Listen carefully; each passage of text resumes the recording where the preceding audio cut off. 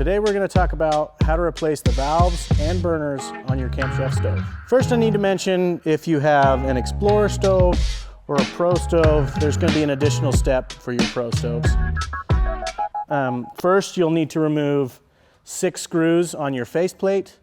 To remove that, if you have the Explorer, you don't have the faceplate to worry about. So the 6 screws on the faceplate are 2 in these slots on each side, as well as 1 screw on each extreme of the knobs. The only tool you need to replace a valve or a burner on our stoves is a crescent wrench, though it does help if you have a 1/4-inch nut driver or socket. Before we begin removing any components from the valves, you want to make sure that your regulator is disconnected from the propane tank and give it a few minutes. Make sure there's not any gas in the line. And then we're going to take off the knob from the valve we need to replace. Okay, so we're going to pull off the knob. You should just be able to wiggle and pull straight off.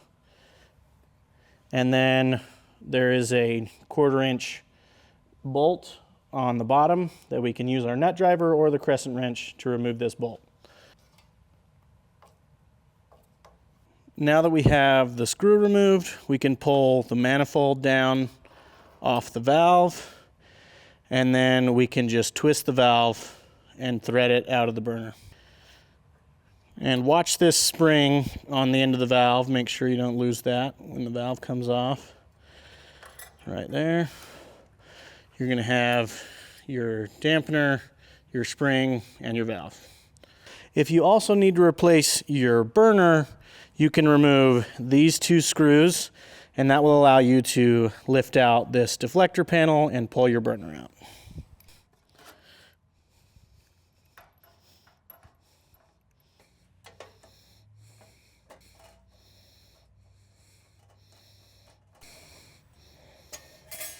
Now you should be able to push the burner through and come down and out the bottom.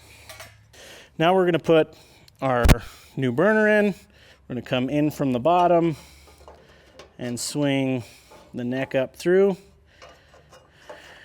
And then we're going to hold it in place while we put our deflector in and start putting our screws in.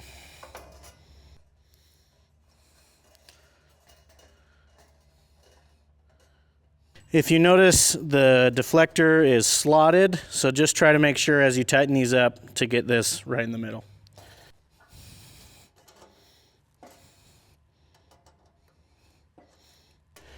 So now we want to make sure our new valve has a rubber seal both on the valve and on our screw before we assemble it on. And we're going to get our baffle on there, and then we're going to get our spring, and we can put that on the end of the valve that has the threads, and then we're going to thread that onto the burner. Now we can swing our manifold back down onto our valve, and we can thread on the bolt.